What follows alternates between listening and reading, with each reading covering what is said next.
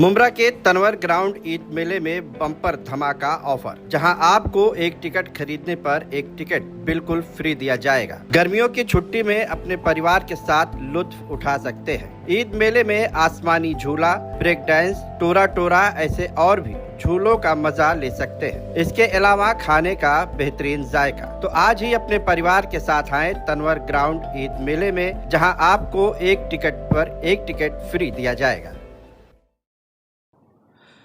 मैं इस्लामुद्दीन खान और आप देख रहे हैं प्रहार टाइम्स। मुंब्रा के ठाकुरपाड़ा में जिस तरह से 10 साल की नाबालिग लड़की के साथ रेप और उसकी हत्या का मामला सामने आया, कहीं ना कहीं पूरा मुंब्रा जो है इस घटना से दहल गया है। आरोपी आसिफ मंसूरी ये गिरफ्तार तो हुआ है, जिसकी उम्र 20 साल है और आज इसे कोर्ट में पेश किया गया था। हालांकि इस पूरे जो आरोपी को जो कोर्ट में पेश किया गया थाने कोर्ट में, तो वहां पर मौजूद थे जो मुंब्रा शहर के ही रहने वाले एडवोकेट हैं, एडवोकेट जब्बार भाई, एडवोकेट जजील भाई और इसके अलावा एडवोकेट इस्माइल भाई, ये भी वहाँ मौजूद थे। लेकिन हमारे साथ यहाँ जो है इस्माइल भाई नहीं है, कहीं बाहर गए हुए हैं।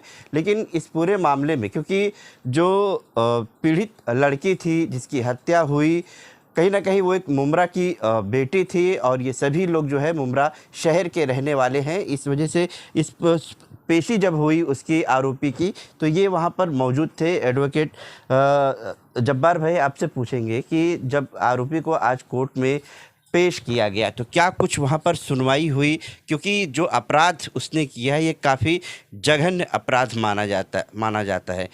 इसके लिए उसके फांसी की सज़ा की मांग की जा रही है और मामला फास्ट ट्रैक कोर्ट में चलाने की बात की जा रही थी। आज थाने कोर्ट में जो है आरोपी को पेश किया गया। आप लोग क्या पीड़ित परिवार के तरफ से वहाँ पर गए जो है उसमें शामिल हुए केस में लड़ने के लिए, या फिर मुंब्रा शहर के तरफ? देखिए, जो बच्ची के साथ घटना हुई है उसका हम सभी के दिलों में उसका दर्द है। पीड़ित परिवार हमारे पास आया नहीं और हमने पीड़ित परिवार की तरफ से नहीं गया है, मगर एक मुंब्रा में कहीं ना कहीं दिल में हर किसी के बुरा लगा हुआ है। उस कंडीशन को देखकर लोग रो रहे हैं, इवन हमारे दिल में भी बुरा लग रहा है उस चीज़ को देखकर। तो हमने जो अपना वकालतनामा डाला है वो पब्लिक सोसाइटी के लिए डाला है कि हमारे शहर में जो घटना घड़ी है, तो हमने जो पब्लिक एट लार्ज, एक पब्लिक का इंटरेस्ट होता है, जो घटना होती है इस तरीके की, इसको जो माना जाता है कि सोसाइटी के खिलाफ हुई घटना है ये, तो हमने एक सोसाइटी की तरफ से हमने ये अपना वकालतनामा डाला है। लड़की का जो पोस्टमार्टम रिपोर्ट आया है, क्या वो पोस्टमार्टम रिपोर्ट आपने पढ़ा है? क्योंकि रेप की जो है बात कही जा रही है, पुलिस ने भी कहा है कि रेप किया गया है, उसके बाद जो है उसकी हत्या की गई है। चाकू भी बताया जा रहा है कि चाकू से साथ गले पे वार किया गया, उसके बाद उसे जो है बिल्डिंग से नीचे डग में फेंका गया। तो क्या कुछ ये सब सारे मामला जो है कोर्ट में खुलकर आए, कैसे किया उसने, क्या? नहीं, देखिए, अभी जो स्टेज है कोर्ट में रिमांड की स्टेज है। इस स्टेज पे पुलिस जो है इन्वेस्टिगेशन करती है, एविडेंस जमा करती है और उन तमाम चीज़ों को जोड़ने की कोशिश करती है। तो अभी की जो स्टेज में जो रिपोर्ट वगैरह आई है वो हमारे सामने तो नहीं आई है, मगर ये सारी चीज़ें पुलिस के पास है। तो आपने इन सब चीज़ों की जो है कुछ डिमांड वगैरह की कि आपको भी दिया जाए जो पोस्टमार्टम रिपोर्ट है? आप जब केस आपने हाथ में लिए हैं आप तीनों लोग, तो इसको पूरी जो उसके हैं प्रूफ, तो वो आपको कलेक्ट करना ही पड़ेगा। अगर आप इस मामले में लड़ रहे हैं तो कैसे देखिए आगे कैसे लड़ेंगे? देखिए, अभी इस स्टेज पर तो हम पुलिस से डिमांड नहीं कर सकते, क्योंकि पुलिस जो है पब्लिक प्रोसिक्यूशन, उसकी तरफ से एक पीपी होता है जो पुलिस को रिप्रेजेंट करता है और पुलिस भी समाज को ही रिप्रेजेंट करती है कोर्ट में। अभी इस स्टेज पे पुलिस हमको डॉक्यूमेंट नहीं दे सकती है, मगर हाँ, इसके बाद जब ये मामले में जब चार्जशीट फाइल होगी तो उस वक्त हम उस चार्जशीट की कॉपी लेंगे और हम खुद इसमें पैरवी करना चाहेंगे इस मैटर में, और हम लोग खुद इस मैटर में वॉच के लिए हम लोग बैठेंगे और इस मैटर में कोशिश करेंगे कि जो आरोपी उसने किया है गुनाह, तो उसको जो कानून में लिखी गई है वो सज़ा उसे मिले। की तरफ से भी कुछ जो है इसकी एविडेंस जो है कलेक्ट किए जा रहे हैं, जैसे घटना स्थल जहाँ है वहाँ पर जाना, कुछ एविडेंस जुटाना कुछ?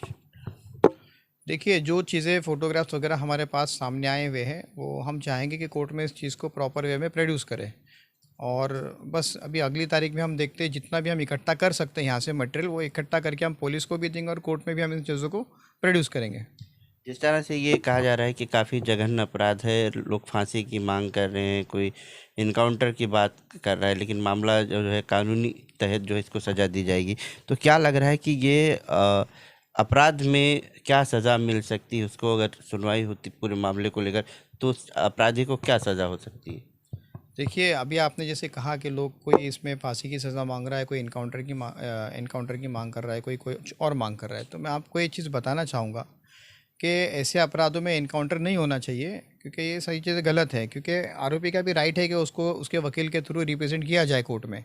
ये इसलिए होता है कि आरोपी को उतनी ही सज़ा मिलनी चाहिए जितना उसने गुनाह किया है। उस गुनाह से ज़्यादा अगर उसको सज़ा मिलेंगे तो उसके साथ ज़्यादती होगी। तो कैसे हम गुनाह के खिलाफ़ है, मगर हम हमारा देश, हमारा कानून जो कॉन्स्टिट्यूशन है, इस बात का राइट देता है कि भाई आपने जितना गुनाह किया उसको उसी उतनी ही सज़ा दो। तो इसलिए ये जो एक गंभीर मामला है और ये रेयरेस्ट ऑफ रेयर केस इस श्रेणी में आता है, और इस तरीके के गुनाह के अंदर मोस्टली डेथ पेनल्टी ही दी जाती है प्रूव होने के बाद।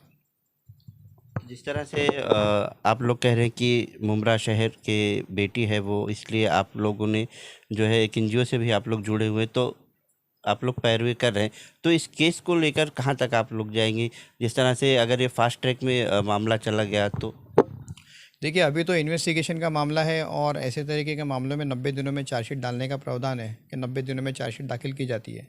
और जो ट्रायल चलेगा, चार्जशीट के बाद ही ट्रायल चलेगा। अगर पुलिस 15 दिन में चार्जशीट डालती है तो 15 दिन के बाद ट्रायल चलेगा। अगर पुलिस पूरा वक्त लेती है इन्वेस्टिगेशन के लिए, 90 दिनों का जो दरकार है, तो उस 90 दिन के बाद ही इसमें ट्रायल चलेगा। जो भी होना है चार्जशीट के बाद होना है, क्योंकि अभी पुलिस इन्वेस्टिगेशन कर रही है। तो जैसे जो सिचुएशन आएंगी उस सिचुएशन के मुताबिक हम लोग इस मैटर में आगे बढ़ेंगे, और जैसे हमारे पास डॉक्यूमेंट्स आते हैं उन डॉक्यूमेंट्स की बिना पर हम इस मैटर में पैरवी करेंगे, वॉचिंग करेंगे उसमें। जजिल भाई, आरोपी को आज जो पेश किया गया था, तो पूरी सुनवाई के बाद क्या आरोपी को कितने दिन की जो है पुलिस कस्टडी दी गई? आरोपी को जो है 7 दिन की पुलिस कस्टडी दी गई, 16 तारीख तक के।